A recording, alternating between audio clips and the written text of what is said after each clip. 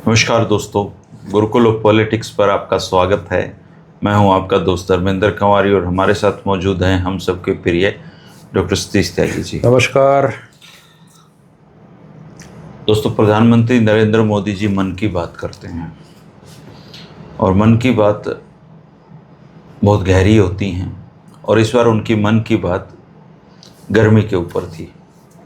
और पहली बार सच में मुझे तो अच्छा लगा कि कोई देश का प्रधानमंत्री गर्मी को लेकर इतना चिंतित है और उन्होंने बहुत बहुमूल्य सुझाव भी हम सबको दिए हैं। तो हम सबको उसका पालन करना चाहिए और हमेशा पॉलिटिक्स में घुसे नहीं रहना चाहिए। चूँकि उन्होंने गर्मी को लेकर सुझाव दिए हैं तो हमारे साथ डॉक्टर सतीश त्यागी जी हैं जो आयुर्वेद की दृष्टि से भी उनके सुझावों का मूल्यांकन कर सकते हैं, जो करेंगे हम। इसके साथ ही देश में एक और डिबेट छिड़ी हुई है दोस्तों। देश में डिबेट ये है कि जो 12वीं के बच्चे हैं, जो सीबीएसई के पास आउट बच्चे हैं, वो सीबीएसई को घेर रहे हैं और सीबीएसई का बचाव कोई और नहीं बल्कि देश की मीडिया कर रही है। देश की मीडिया ने पहले उनको एंटी नेशनल कहा, उनको टेररिस्ट कहा, उनको पता नहीं क्या जोर सोरेस कहा, क्या कुछ नहीं कहा, लेकिन बच्चे नहीं माने।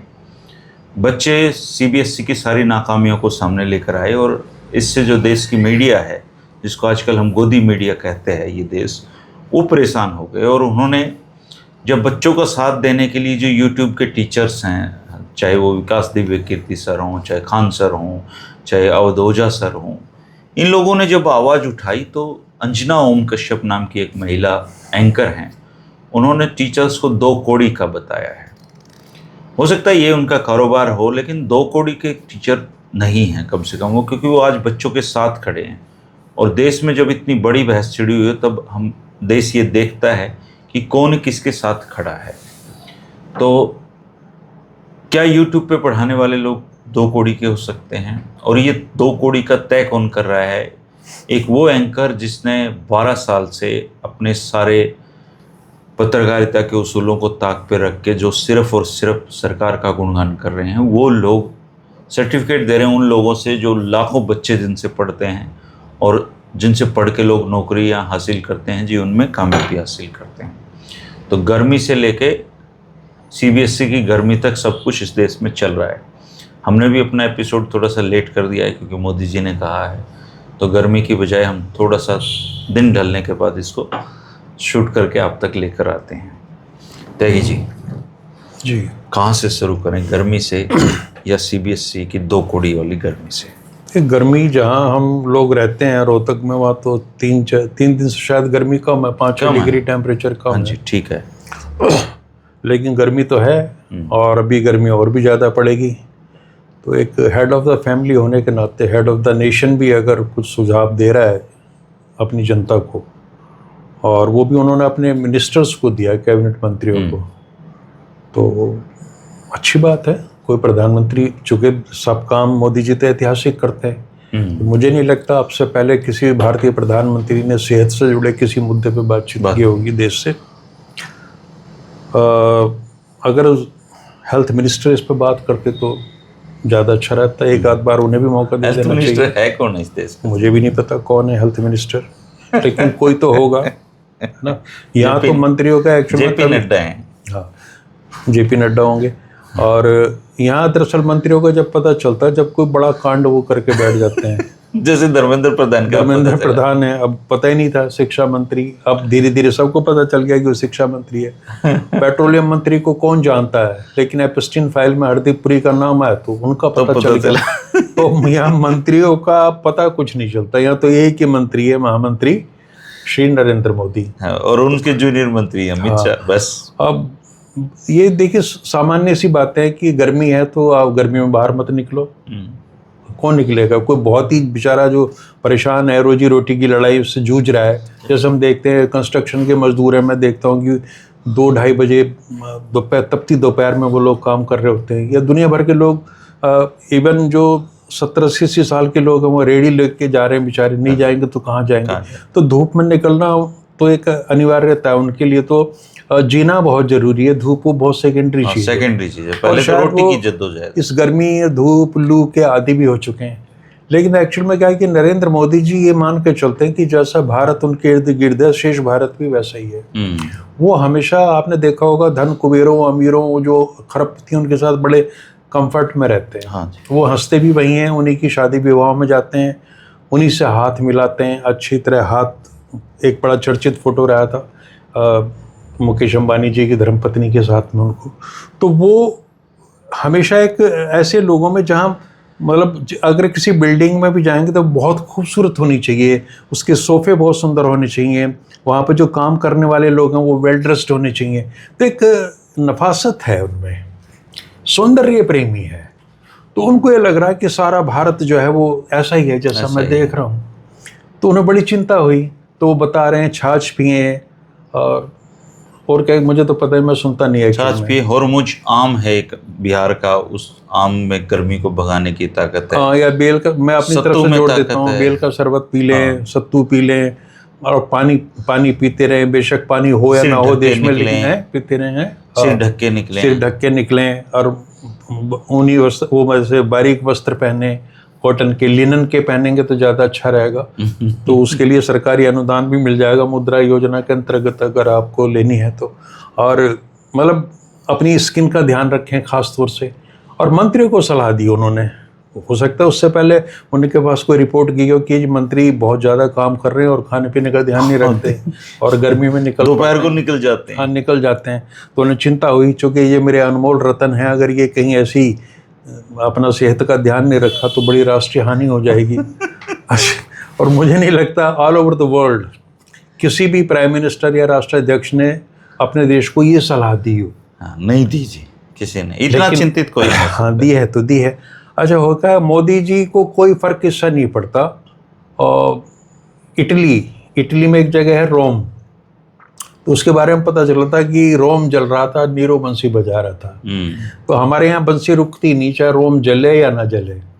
रोम का कुछ हो, हमारी बंसी चलती रहती है। हाँ, मतलब बंसी चलती रहती है और हम मेलोडी बांटते रहते हैं। इटली से हमारा इतना ही ताल्लुक है। तो उन पर कोई फर्क नहीं पड़ता इन चीज़ों से कि पेपर लीक हो रहे हैं या महंगाई बढ़ रही है। उन्होंने पहले ही कह दिया था महंगाई बढ़ेगी, और आपकी देशभक्ति आपको ललकार रही है। यानी कि महंगाई को अगर आपने सहन नहीं किया, इसके प्रति कोई आक्रोश व्यक्त किया या विरोध व्यक्त किया, तो आपकी जो देशभक्ति है वो संदिग्ध हो जाएगी। देशभक्ति आजकल किसी भी मुद्दे पर संदिग्ध हो जाती है। देशभक्ति और धर्म कभी भी, मतलब हाँ, धर्म कभी भी खतरे में आ सकता है और देशभक्ति कभी भी संदिग्ध। और ये जो डुगडुगी मीडिया है और जिसकी ये तारिकाएं हैं इस तरह की, वो आपकी कश्यप जो भी आम चूस के खाते हो, काट के खाते हो, ये दुनिया है ये। इनको इतना मतलब प्रेम हो गया है मोदी जी से कि उनकी तरफ कोई उंगली उठाए तो ये उसका गला घोट देंगी। हाँ, उसका मुंह नोच लेंगे। मतलब मन की स्थिति, दिमाग की स्थिति हो गई है कि कहीं से भी उन्हें ये लगेगा कि ये आदमी मोदी जी का विरोध कर सकता है, संभावना मात्र भी है, तो उसको अपनी मतलब थोड़ा सा अलग रहना पड़ेगा, क्योंकि ये पता नहीं कब जाकर उस पर हमला करते हैं। और ये जो प्रतिस्पर्धा चल रही है इनमें भी आपस में चल रही है। एक रूबिया लियाकत है, कोई चित्रा त्रिपाठी हैं, एक मैडम ये होंगी, और भी होंगे कई सारी हैं जी।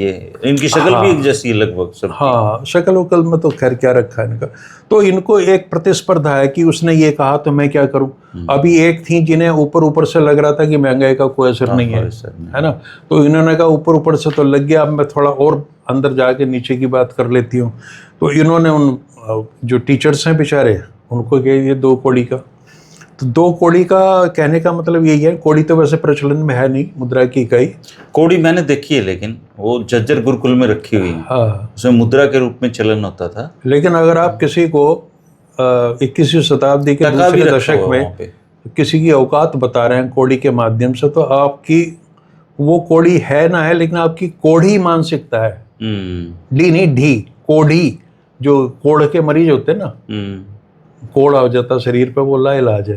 तो ऐसा ही कोढ़ हम ये मान के चल रहे हैं कि दिमाग में इनके। और हमारे ऐसे कहते हैं 2 कौड़ी का आदमी है, तो 2 कौड़ी मतलब मुद्रा की सबसे छोटी इकाई जितनी वैल्यू है जी। तो एक तो पत्रकार की मतलब वो एक अच्छी भाषा में भी इस बात को कह सकती थी। ठीक है, एक तरफ तो प्रधानमंत्री परेशान हो जाते हैं जी, वो कोई बात सरकार के खिलाफ जाती हो ना, परेशान हो जाते हैं। हाँ, वो होता है कुछ, बस है, ये भक्ति का लक्षण है, अधूरी भक्ति का लक्षण है। एक भक्ति तो ऐसी होती है ना जो ईश्वर के प्रति है कि सारे भगवान अपने भगवान नजर आने लगते हैं। मतलब किसी ने कृष्ण की पूजा शुरू की तो उन्हें भगवान का हर रूप सब में कृष्ण नजर आते हैं, जैसे मीरा को नजर आते थे। लेकिन अब ये आधुनिक काल की भक्ति है।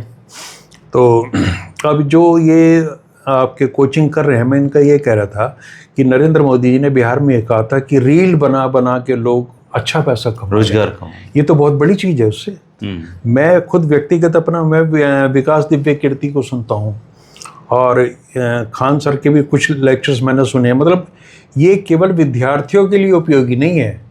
अगर कोई अपना सामान्य ज्ञान बढ़ाना चाह रहा हो और गंभीर अध्ययन करना चाह रहा हो, जो आईएएस की ट्रेनिंग देते हैं विकास दिव्य कीर्ति, तो वो फिलॉसफी के बारे में बात करते हैं, सोशोलॉजी के बारे में बात करते हैं। मतलब कोई ऐसा विषय है ही नहीं, गंभीर अध्ययन है बहुत सारे टीचर्स का। तो वो चीज़ें हमारे लिए भी लाभकारी हैं और हम तो कुछ नहीं दे रहे उनको। सही बात। हम तो उनके इंस्टीट्यूट में भी नहीं जाने वाले। तो लोग जो एक नए तरीके से नई टेक्नोलॉजी का सहारा लेके लोगों में ज्ञान का प्रसार कर रहे हैं और उसके पैसा कमाना कोई बुरी बात है क्या? ठीक बात है। अगर इसके माध्यम से वो धन अर्जित कर रहे हैं, अपने परिवार का पालन पोषण कर रहे हैं, अपनी बौद्धिक क्षमताओं का विस्तार कर रहे हैं, अपने कार्य को बढ़ा रहे हैं, तो इसमें कौन सी बड़ी बात होगी? खान सारे उन्होंने भी पटना के आसपास कोई बहुत अच्छा हॉस्पिटल बनाया और वो शायद इतने सस्ते दामों पे वो वहाँ चिकित्सा सेवा दे रहे हैं। तो ये ऐसे व्यक्ति जो समाज के लिए समर्पित हैं और सरकार से कुछ नहीं ले रहे बल्कि दे रहे हैं। अब आप सोच के देखिए कितना जीएसटी या इनकम टैक्स ये लोग दे रहे होंगे। यानी कि बच्चों का भविष्य तो बना ही रहे हैं जो भी है, उस जितना पैसा कमा रहे हैं उसमें से सरकार को बड़ा हिस्सा दे रहे हैं और एक अपना सुविधाजनक जीवन जीना उनका अधिकार है अपने अपने श्रम से अर्जित धन से। तो इसमें कौन सी बड़ी बात होगी? तो उनके लिए ऐसे मुझे लगता है कहीं ना कहीं ये जो हीन भावना है ना इतनी गहरी बैठ गई है, इनको ये लगता है इन एंकर्स को कि तुमने जीवन में कुछ नहीं किया। सीबीएसई के बच्चों को एंटी नेशनल बता रहे हैं जी, बताओ क्या करोगे आप? अब नहीं, इस पर तो केवल तरस आ सकता है। देखिए भारतीय न्याय संहिता में नई नई चीज़ें जो हमारी बनी आईपीसी को जिसने रिप्लेस किया है, ऐसे बहुत प्रावधान है जिनके तहत आप लोगों को सजा दे सकते हो अगर किसी ने गलत किया। तो उनको अभी तो कोर्ट ने तो नहीं कहा ना कि एंटी नेशनल एक्टिविटी है, आप कह रहे हो, तो इनके खिलाफ तो मुकदमे दर्ज होने चाहिए। जिन लोगों को ये देशद्रोही कह रहे हैं उनको जाना चाहिए कोर्ट में। भाई कोर्ट साबित कर दे कि ये देशद्रोही है, उसके बाद ही तो आप कहोगे। ठीक बात।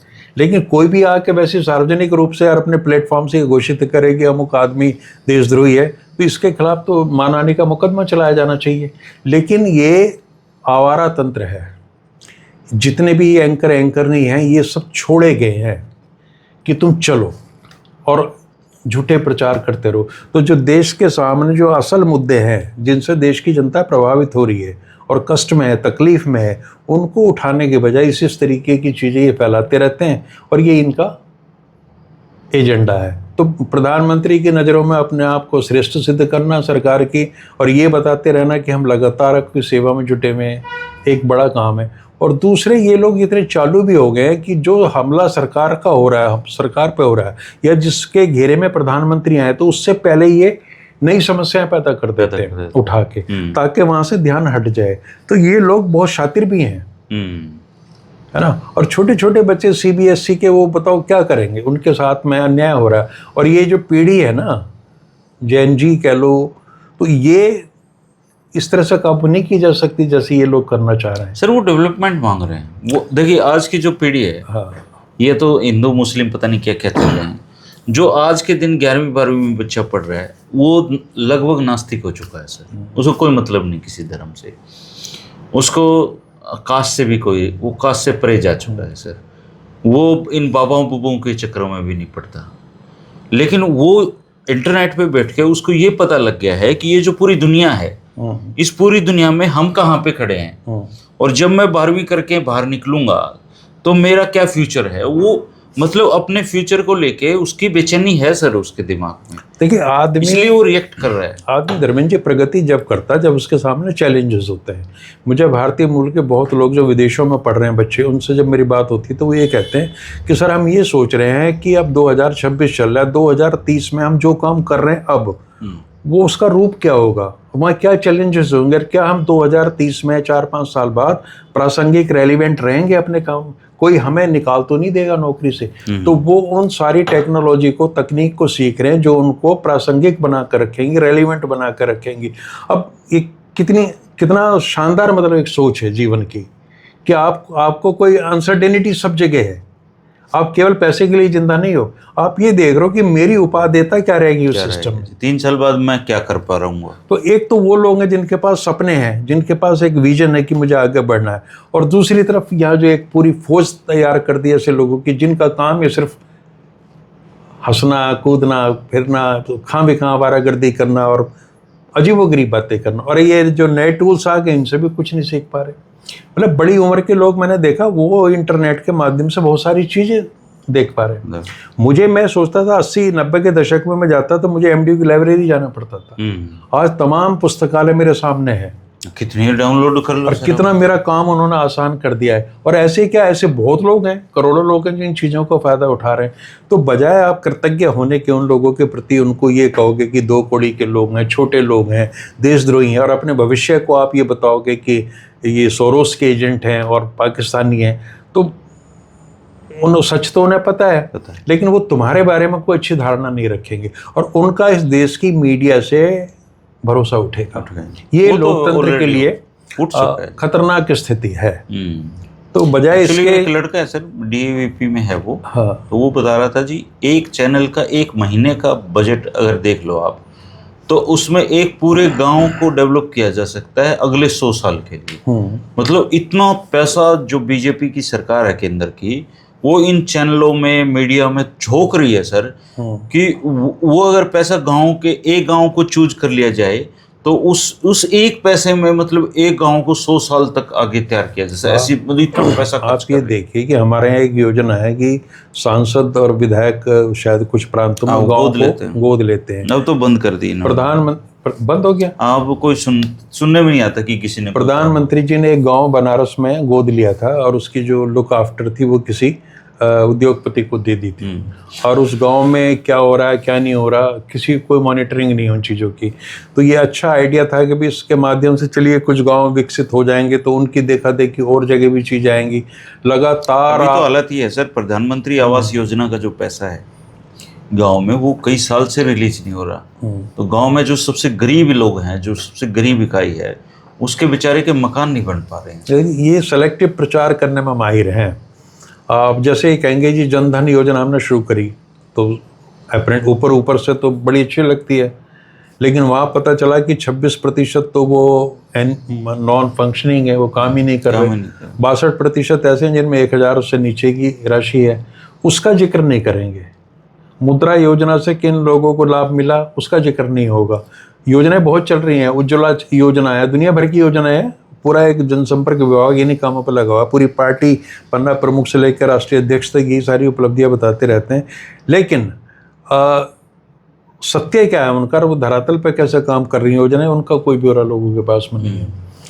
बड़बोलापन है और लफाजी है सारी के सारी। और मुझे तो ये लगता है, कहीं मुझे धर्मेंद्र जी ये लगता है कि भारत के राजनेताओं ने ये महसूस कर लिया अंदर, बहुत गहराई से उनके डीप रूटेड ये चीज़ें जम गई हैं कि इस देश का कुछ नहीं हो सकता, ये चीज़ें यूं ही चलेंगी, आप अपना टाइम पूरा करो, लफाजी करते रहो, बातें करते रहो और निकल लो चुपचाप, जब समय निकल जाए अपना। सब में एक अजीब किस्म की फ्रस्ट्रेशन है, कुछ नहीं होगा। अब धर्मेंद्र प्रधान को क्या मतलब नैतिकता की बात हम करते हैं और करनी भी चाहिए, क्यों ना करी जाए, क्या इतनी भी शर्म लिहाज नहीं है कि वो खुद इस्तीफा दे दें? इस्तीफा तो इस सरकार में दिए नहीं जाते।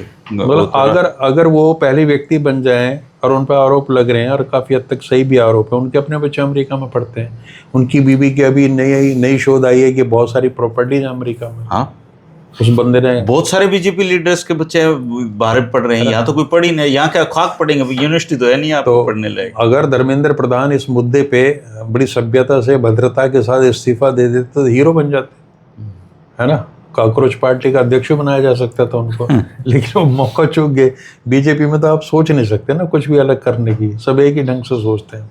तो योजनाएं बनाने में तो ये लोग माहिर हैं, लेकिन उनका इम्प्लीमेंटेशन बहुत पुअर है, और वहाँ इसीलिए कहीं आपको परिवर्तन नजर नहीं आएंगे, है ना। अब ठीक है, मान लिया जी, जैसे इन्होंने कहा था 70 साल में भी 18,000 गाँव ऐसे हैं जिनमें बिजली नहीं गई, तो 6.5 लाख गाँव में बिजली की वो इनके लिए उपलब्धि नहीं है, 18,000 में नहीं गई वो है। तो क्या अब आपको नया काम ये नहीं करना चाहिए था? बिजली का क्राइसिस है चारों तरफ, कि आप उसकी क्वालिटी को इम्प्रूव कर दो, करना चाहिए। ट्रांसमिशन लाइनें नए तरीके से बनाएं, कुछ करें नया, वो तो है नहीं।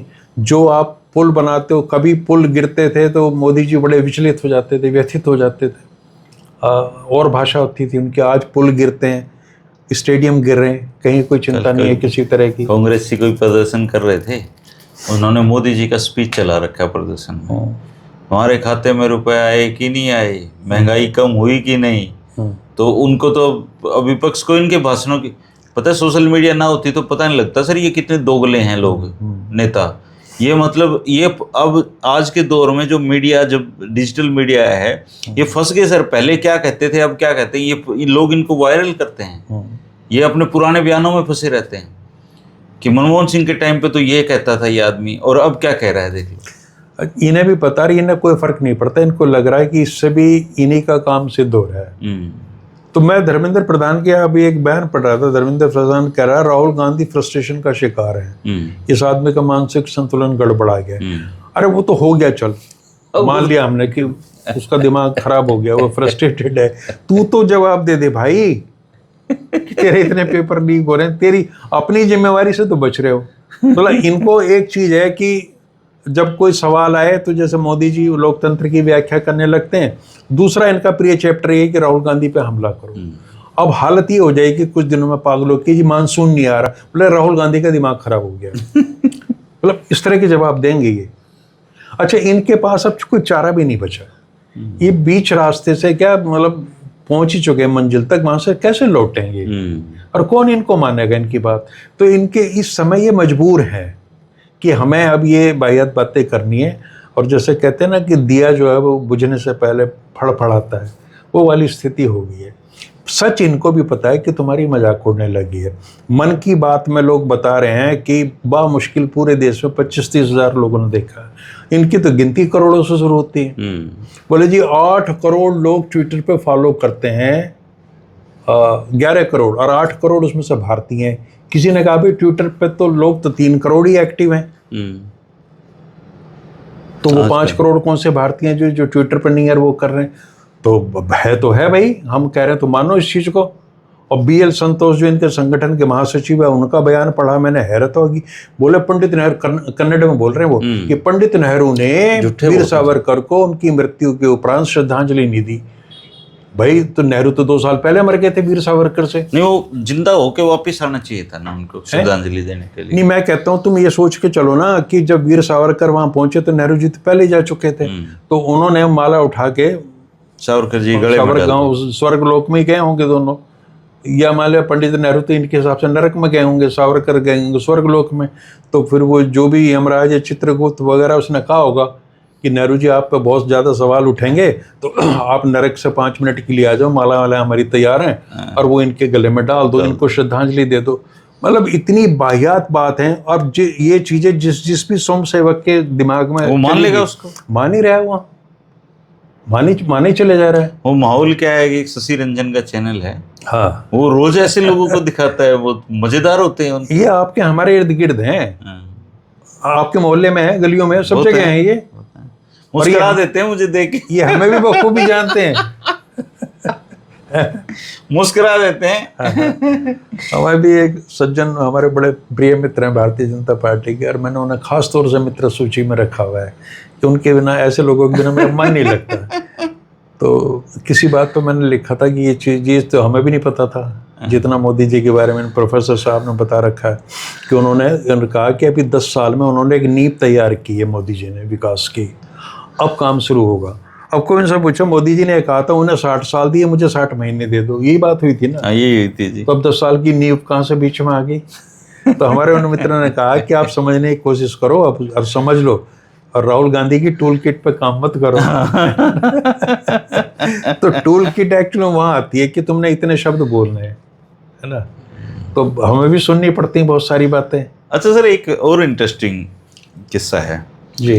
राजनीति में प्रतिस्पर्धाएं चलती रहती हैं। एक दौर में मोदी जी के सामने शिवराज सिंह चौहान का बड़ा नाम था सर, कि शिवराज सिंह चौहान मतलब मोदी को सक्सीड कर सकते हैं, अब मोदी की राह में रोड़ा बन सकते हैं। सुषमा स्वराज वगैरह, लाल कृष्ण आडवाणी, ये भी नाम थे। लेकिन शिवराज सिंह चौहान गुजरात वर्सेस मध्य प्रदेश का एक मॉडल था किसी दौर में। और पीछे आपने शुक्ला का बयान देखा होगा, अब राजीव शुक्ला ने कहा कि जितनी तारीफ ये शिवराज सिंह करते हैं मोदी जी की, उतनी तारीफ तो मोदी जी को भी पसंद नहीं है। हाँ। और वो उन्होंने एक बाकायदा किताब लिख दी है सर। किसने? शिवराज सिंह चौहान ने। अच्छा। और उस किताब की गोदी मीडिया में खूब चर्चाएं हैं। किताब ये है कि उनके शिवराज सिंह चौहान के जो अनुभव हैं मोदी जी के साथ, एक वो कहते हैं कि वो सिर्फ एक नेता नहीं है, कुछ और हैं वो।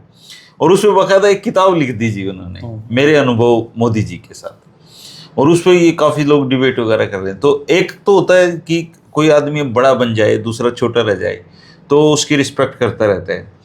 लेकिन ये शिवराज सिंह चौहान इतना कमजोर सा आदमी निकलेगा ये नहीं सोची थी जी। ये तो बिल्कुल चरणों में ही लौट गया मोदी जी के। अच्छा, शिवराज सिंह चौहान ने एक बड़ा काम ये किया कि मोदी जी को एक आइडिया दे दिया। अब वो ये कहेंगे अपनी पार्टी के नेताओं सारे लिखो कि सब एक एक किताब लिखो कि उनके मेरे साथ क्या अनुभव रहे हैं, है ना। देखिए, छोटापन तो इस देश की राजनीति में आ गया।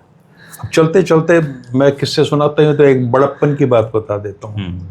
1967 में जब चुनाव हुए तो उत्तर प्रदेश में कांग्रेस को बहुमत नहीं मिला और संयुक्त विधायक दल बना अपोजिशन का। उन्होंने कहा कि हम अपना मुख्यमंत्री बना लेते हैं और उन्होंने जिस व्यक्ति को चुना मुख्यमंत्री के रूप में वो थे रामचंद्र विकल, जिन्हें गुर्जर गांधी कहा जाता है। अच्छा जी, है ना। और उनको विधायक दल का नेता बना दिया है। गुर्जर गांधी? हाँ, गुर्जर गांधी बोलते हैं उनको। बहुत बड़ी हस्ती रहे हैं और निर्दलीय चुन के आए थे 67 के चुनाव में। वो कांग्रेस में उन्हें टिकट नहीं मिला था। तो जब विधायक दल की मीटिंग हुई तो उनको ये प्रस्ताव दिया कि जी आप नेता विधायक दल बन जाओ। उनका नाम सर्वसम्मति से पारित हो गया। उन्होंने कहा कि मैं ये मानता हूँ कि किसान मजदूर की राजनीति को व्यापक आधार देने के लिए, और एक बहुत बड़ा नाम जो जिसने मेरे से बहुत ज़्यादा लंबा संघर्ष किया है जीवन में, राजनीति में, और लड़ाई लड़ी है उन लोगों के लिए, वो चौधरी चरण सिंह है। हमें ये याद है कि चौधरी देवीलाल ने बड़ी कुर्बानी दी बीपी सिंह के लिए। ये कम कुर्बानी नहीं थी। 67 के दशक में एक व्यक्ति केवल इसलिए उसने मुख्यमंत्री बन रहा है अनाउंस्ड था, उन्होंने कहा कि नहीं, कुर्सी छोड़ दी चरण सिंह जी। चौधरी चरण सिंह मेरे से बड़े नेता हैं, मेरे भी नेता हैं। उन्होंने वो जिस मिशन में लगे हैं पूरे उत्तरी भारत और भारत के किसानों को एकजुट करने में, इस त्याग का पता ही नहीं किसी को भी नहीं पता। हम तो ये मान कर चलते हैं ना कि ये जो गंदगी है यही हमारा अतीत है, हमें यही बताया जा रहा है। इस दीवार को थोड़ा सा फांद के उधर चले जाओ, आपको अच्छे लोगों की पूरी फौज है। क्या राजनीति थी जी, देखिए आप वो है, मतलब वो शपथ ले लेनी थी, मुख्यमंत्री बनने वाला विधायक दल का नेता चुन ही लिया। और वो व्यक्ति कितनी बड़ी बात कह रहा है कि ना, चौधरी चरण सिंह मेरे से बहुत पहले से राजनीति में हैं और वो जो मिशन लेके चले हैं गांव देहात को प्रतिस्थापित करने का भारतीय राजनीति में, मेरा अभी वो उतना कद नहीं है। तो मित्रों, मुझे क्षमा करो, उनको बनाओ और उनको बनाओ। सोच के देखिए। तो अगर हम अपनी अतीत की घटनाओं को याद रहे, उनसे सबक ले, तो कम से कम इस पीढ़ी को ये लगेगा कि हम अभी, हो सकता है हमारा वक्त अच्छा ना चल रहा हो, खराब चल रहा, लेकिन अभी 5000 साल पहले नहीं, 50, 60, 100 साल पहले भी हमारे देश की राजनीति में बहुत अच्छे अच्छे लोग थे। राजनीति में कुछ चीजें तो ऐसी हैं सर जो आपको मैं बताऊं, जैसे मैंने कहा गुर्जर गांधी, आपको हर क्षेत्र में गांधी मिल जाएंगे। गुर्जर गांधी क्यों कहते थे उनको? गुर्जर समुदाय से थे, तो वो गुर्जरों का गांधी कह के उनको करते थे, है ना। उन्होंने यूथ पार्लियामेंट की कंसेप्ट उनकी है। किसान कांग्रेस के चेयरमैन वो बने थे, योग करते थे, योगासन करते थे, बड़ी विदेशों की यात्राएं की हैं, तो बहुत सारी चीजें उन्होंने दी, लेकिन उनके बारे में पता नहीं। और ये जो त्याग उन्होंने किया, और इसको कोई कभी ढिंडोरा नहीं पिटा कि मैंने कोई बहुत बड़ा काम कर दिया। पढ़ने में ही नहीं आया जी कभी, अगर आप अभी ना सुनते तो सुना ही नहीं कभी। तो ये जब चर्चाएं चलती हैं, बात चलती हैं, तो बहुत सारी चीजें सामने आ जाती हैं कि और कितने साधारण व्यक्ति थे, गांधी टोपी, और उन्होंने कहा, वो हमेशा कहते थे जी आप कैसे ऐसे कहाँ से, मतलब लोग कहते थे इतने अच्छे आदमी कैसे, बोला भाई आर्य समाज और कांग्रेस दोनों ही मेरा जीवन बनाया, वहीं से मुझे ये विचार मिला है ना। तो ऐसी पूरी फौज है हमारे यहाँ। समय समय पर अपने दर्शकों को ऐसी चीजें जब बातचीत होगी तो बता दिया करेंगे, कितनी बड़ी बात है। लेकिन अच्छे लोग होते हैं। लेकिन अब सारे मंत्रियों के ऊपर नैतिक दायित्व ये आ जाएगा कि मोदी जी पे वो अपने अनुभव की किताब लिखे। हाँ बिल्कुल लिखे है ना। हाँ। और वो फिर वो पाठ्यक्रम में भी लगाई जाएंगी। और वो छठी सातवीं ऐसे लगाओ ना, देश तरक्की करेगा सर उससे। पहले क्या है, हमारे देश की राजनीति में सहयोगी साथी होते थे, चमचे नहीं होते थे।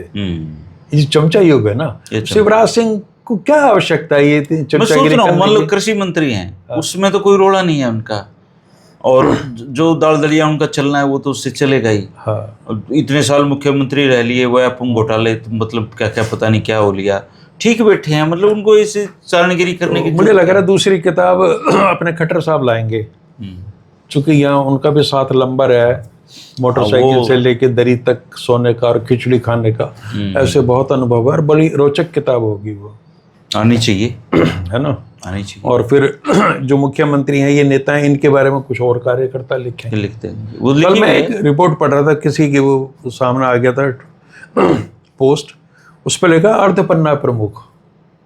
तो महाराज पूछा भी, पन्ने का, हाँ, मैंने पन्ना प्रमुख तो सुना था, अर्धपन्ना प्रमुख कौन सा होता है? तो कई लोगों ने कहा जी वास्तव में वो पन्ना चूंकि बड़ा है ना, उसमें 60-70 नाम है, तो अर्धपन्ना प्रमुख हो रहेगी, ऊपर वाले का अलग है, 30 के तुम 30 के हम देखो। कमाल है। फिर चौथा पन्ना प्रमुख, चौथाई पन्ना प्रमुख, पंक्ति प्रमुख, शब्द प्रमुख, वाक्य प्रमुख, ये सारे होंगे धीरे धीरे। तो आइडियाज की कमी नहीं इस पार्टी में, काम लगाए रखने जी, बस नहीं, व्यस्त रखते हैं अपने कार्यकर्ताओं को, और वो भी खुश होते हैं। हर भाजपा का एक कार्यकर्ता जब दूसरे से मिलता है तो सामान्य हालचाल के बाद में उसका अगला प्रश्न ही होता है, आपके पास क्या दायित्व है? तो पन्ना का दायित्व। हाँ, जैसे कल या 3 तारीख को हमारी जो नई अध्यक्ष बनी है, उनका दायित्व ग्रहण समारोह है, तो इनके यहाँ दायित्व होते हैं, पद वद नहीं होते, चूंकि ये लोग ऊपर उठ चुके हैं ना, पद वद का तो आकांक्षा है ही नहीं, केवल जन सेवा के लिए पार्टी में है, दायित्व है इनका, संकल्प है, निज सेवा के लिए, तो संकल्प से सिद्धि तक। कितनी बड़ी बात है। तो हम लगाए रखो सर इस देश को, बेले बहुत है यहाँ, जिन है ना, जिन इनके लिए कार्यकर्ता ने, जिन है इनको काम पे लग रखो, जब कोई काम नहीं मिलता तो कहते हैं खंबे पे चढ़ता रहे, उतरता रहे, चढ़ता रहे, उतरता रहे।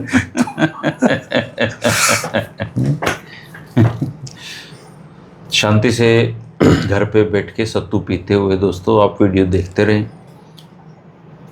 कोशिश करें कि साल में कम से कम 12 किताबें जरूर पढ़ें, महीने की 1 किताब, पतली मोटी की बात नहीं है, दिमाग को धार देने की बात है।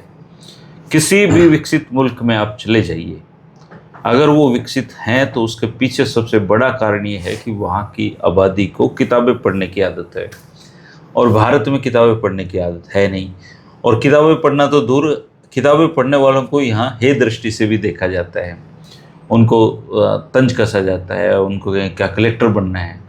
किताबों का और कलेक्टरी का कोई संबंध नहीं है। शुरू में दिक्कत आएगी, लेकिन शुरुआत आप 1 पेज से करिए, 2 पेज से करिए, पर साल में कम से कम 12 किताबें पढ़ने का नियम जरूर बनाइए, अगर आप अपने देश को कहीं और देखना चाहते हैं तो। और एक सोच जो बदले में आपने जिक्र कर दिया, मेरे से रहा नहीं जा रहा, कि अभी डॉक्टर बशीर बद्र जो इतने बड़े शायर हुए हैं, उनका निधन हुआ, तो कुछ जगह लिखा गया जी उनके 20-25 लोग उनके जनाजे में शामिल, लेकिन 200 लोग थे और ज़्यादा लोग थे, है ना। हाँ, तो ये थी। तो आज ये एक घटना मैंने पढ़ी कि जब मुंशी प्रेमचंद का देहांत हुआ, तो अपने ज़माने के क्या आज तक उनसे बड़ा लेखक तो कोई हुआ नहीं, तो बनारस में घाट पे ले जाकर उनका संस्कार होना था। तो उनके बेटे ने, अमृत राय ने, अपनी किताब में लिखा, कलम के सिपाही में जो जीवनी लिखी है, कि बाबूजी के उस पर 20-25 लोग ही थे। 1935-36 की बात है, और इतने कम लोग थे, और जाहिर सी बात है। तो बोले कि एक आदमी ने दूसरे आदमी से पूछा कि कौन जा रहा है, किसका हुआ? बोला एक मास्टर मर गया। मुंशी प्रेमचंद उनके लिए एक मास्टर थे। तो पढ़े लिखे लोग या लेखक जो आपके समाज की शक्ति हैं, उनके प्रति अपना ये धारण, ये कोई स्तर नहीं होता जी इतने लोग शामिल हो गए। अन्ना मलाई, वो अन्ना दुरई जब उनका हुआ था, वो सबसे बड़ा संस्कार था इस देश का, 1.5 करोड़ लोग शामिल हुए थे। 1.5 करोड़, तो उतने तो नहीं हो सकते ना। तो जीवन कितना सार्थक है वो ज्यादा महत्वपूर्ण है, बजाय इसके कि ये सिर गिने जाए कि कितने लोग उसमें शामिल हो। शेक्सपियर कहते हैं प्रेमचंद जी को। ये तो वही है, काजी का कुत्ता मर गया तो पूरा शहर इकट्ठा हुआ, और काजी मर गया तो लोग मिलने मुश्किल हो गए, क्योंकि जब तो कुत्ता मरा तो काजी देख रहा था कौन कौन आ रहा है, और जब काजी मर गया तो फिर कौन देखेगा। बशीर बद्र जी का फैसला है कि बड़े लोगों से फासला रखकर मिला करो। तपाक से मत मिलो है। हाँ, नदियां समुंदर में गिरकर नदियां नहीं रहती। हाँ बिल्कुल। बड़े शायर थे, रोहतक भी आए हैं वो एक बार, नहीं बड़ा नाम एक था मुशायरे उनका। में हाँ रोहतक भी आए। लेकिन अब तो उनको और ही तरीके से देखा जा रहा है। अब तो आपको ये देखा जाता है ना कि आप किस पार्टी के समर्थन में हैं। अब शायर नहीं रहे ना, अब वो उन पे भी ठप्पे लगने लगे हैं। धीरे धीरे तो अस्पताल में तय हो जाया करेगा, एक ठप्पा लगा के भेज दो बाहर उसका। जी। तो दोस्तों पढ़ते लिखते रहिए, खुश रहिए, मौज करिए, आनंद करके अपने पड़ोसियों से अच्छे संबंध रखिए, किसी वक्त से टकराइए मत, उसको दया और करुणा के भाव से देखिए, क्योंकि अगर वो ऐसा हुआ है तो इसकी वजह बहुत बड़ी है। उसको ऐसी प्रोपेगेंडा नीति में फंसाया गया है, ऐसे जाल बुने गए हैं जिसमें वो फंस के रह गया है। अब एक चिड़िया दाना चुगने के लिए गई और शिकारी ने जाल फैला रखा है, इसमें चिड़िया का कोई दोष नहीं है, शिकारी का जाल ही ऐसा है, उसमें लोग फंस जाते हैं। इसलिए करुणा के भाव रखिए, किताबें पढ़िए, आराम करिए और खुश रहिए। शुक्रिया, नमस्कार। नमस्कार।